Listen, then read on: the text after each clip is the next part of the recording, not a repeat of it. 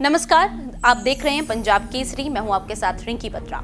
सड़क से लेकर सदन तक सियासत की शिकार हुई महुआ मोइत्रा एक बार फिर से चर्चा में है।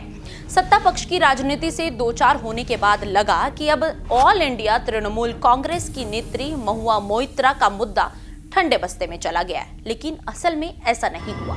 राजनीति से ना राहत पाकर महुआ मोइत्रा ने न्यायपालिका का रुख किया था। दीप शिक्षा का जले,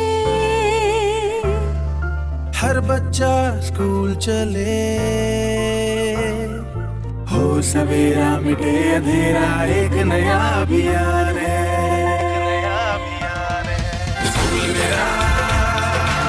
पंजाब के सरकारी स्कूल विश्व स्तरीय सुविधाओं से संपन्न हो रहे हैं। आप भी अपने बच्चे का दाखिला जरूर कराएं। बेहतर शिक्षा, बेहतर परिणाम, सरकारी स्कूल पंजाब का मान। दिल्ली हाईकोर्ट से लेकर सर्वोच्च अदालत तक गुहार लगाई थी। मामला फिलहाल विचाराधीन है, लेकिन दिल्ली हाईकोर्ट ने महुआ के एक मामले में अपना निर्णय सुना दिया है। दरअसल महुआ ने विदेशी मुद्रा रखरखाव अधिनियम 1999 यानी फेमा संबंधित मामलों की जानकारी मीडिया में लीक ना करने की मांग को लेकर दिल्ली हाईकोर्ट का रुख किया था। कोर्ट ने दोनों पक्षों के फैसले को सुनने के बाद फैसला सुरक्षित रख लिया था, जिस पर अब कोर्ट ने अपना फैसला सुनाया है। जस्टिस सुब्रमण्यम प्रसाद ने यह फैसला सुनाया। इस फैसले का पूरा दारोमदार क्या है, जिस मामले पर यह फैसला आया है, वो पूरा मामला क्या है, आपको विस्तार से बताते हैं। मोइत्रा ने ये आरोप लगाते हुए दिल्ली हाईकोर्ट का रुख किया था कि ईडी फेमा जांच के संबंध में मीडिया को संवेदनशील जानकारी लीक कर रहा है। इस मामले में महुआ बहुत बुरी तरह से फंसी हुई है। मोइत्रा ने मीडिया घरानों को असत्यापित लीक की रिपोर्टिंग करने से रोकने की मांग भी की थी। जो मीडिया घराने महुआ मोइत्रा के मामले में प्रतिवादी थे, उनमें से ANI, business today, economic times, financial express, Hindustan times, India TV, Indian express, mint, money control, NDTV, times group और भी कई शामिल थे। इस मामले में ईडी ने दिल्ली हाईकोर्ट को बताया था कि उसने मीडिया में कोई जानकारी लीक नहीं की है। ईडी ने यह स्वीकार किया कि उसे नहीं पता कि मामले में मोइत्रा को तलब किए जाने की जानकारी प्रेस को आखिर मिली तो मिली कैसे।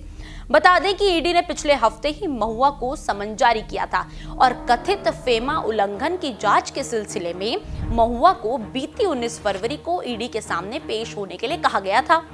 महुआ को कुछ विदेशी निवेशों से संबंधित कुछ दस्तावेजों के साथ दिल्ली में ईडी के मुख्यालय में उपस्थित होने के लिए कहा गया। एक बात और बता देते हैं, केंद्रीय जांच ब्यूरो यानी कि सीबीआई भी लोकपाल के निर्देश पर महुआ मोइत्रा के खिलाफ आरोपों की प्रारंभिक जांच कर रही है। खैर, महुआ मोइत्रा की ओर से पेश होते हुए वरिष्ठ अधिवक्ता रेबेका जॉन ने दलील दी कि समन मिलने से पहले मामले की जानकारी मीडिया द्वारा प्रकाशित कर दी गई थी। रेबेका ने महुआ मोइत्रा की वकालत करते हुए कहा कि संविधान के अनुच्छेद 21 के तहत महुआ मोइत्रा के अधिकारों का उल्लंघन हुआ है। आगे रेबेका जोन ने कहा, मैं ईडी के जांच करने के अधिकार के खिलाफ नहीं हूं, बल्कि मैं ये कह रहा हूं कि मैं उनके अधिकार क्षेत्र के अधीन रहूंगा। ये मुझे सूचित किए जाने से पहले जानकारी लीक होने के बारे में है। ईडी मीडिया को गोपनीय जानकारी दे रहा है। बहरहाल महुआ के वकील ने अपने सभी दलीलें पेश की, जिसके बाद अदालत ने उनसे पूछा कि अदालत द्वारा मामले की सुनवाई से पहले ही महुआ मोइत्रा के अदालत जाने की खबरें मीडिया में कैसे प्रकाशित की गई। न्यायमूर्ति सुब्रमण्यम प्रसाद ने कहा, आप एक सार्वजनिक व्यक्तित्व हैं, आप एक सार्वजनिक व्यक्ति हैं। अधिवक्ता सिद्धांत कुमार एशियन न्यूज इंटरनेशनल यानी कि एएनआई की तरफ से पेश हुए और तर्क दिया कि मीडिया को स्रोत आधारित जानकारी प्रकाशित करने का अधिकार है और पत्रकार लंबे समय से स्रोत आधारित जानकारी ही रिपोर्ट कर रहे हैं। अधिवक्ता सिद्धांत कुमार ने तर्क दिया कि महुआ जिस तरह से अपनी अभिव्यक्ति की आजादी पर अंकुश बता रही है, अगर इस तरह से सोचा जाए तो फिर मीडिया रिपोर्टिंग ही नहीं कर सकता। अदालत अगर महुआ के पक्ष में फैसला सुनाती है तो इसका मीडिया पर भयानक प्रभाव पड़ेगा। आगे अधिवक्ता सिद्धांत कुमार ने कहा, मीडिया स्रोत आधारित जानकारी की जांच करने और प्रकाशित करने का हकदार है। मीडिया लंबे समय से स्रोत आधारित जानकारी की रिपोर्ट कर रहा है। स्रोत आधारित जानकारी के कारण ही अमेरिका में वाटरगेट जैसे घोटाले सामने आए। अतिरिक्त सोलिसिटर जनरल चेतन शर्मा केंद्र सरकार की ओर से पेश हुए और इस बात पर प्रकाश डाला कि मीडिया को स्रोत आधारित जानकारी के आधार पर महुआ मोइत्रा के मामले में अदालत जाने के बारे में पता चला। उन्होंने कहा कि सरकार महुआ की याचिका में उठाए गए सवालों का जवाब नहीं दे सकती।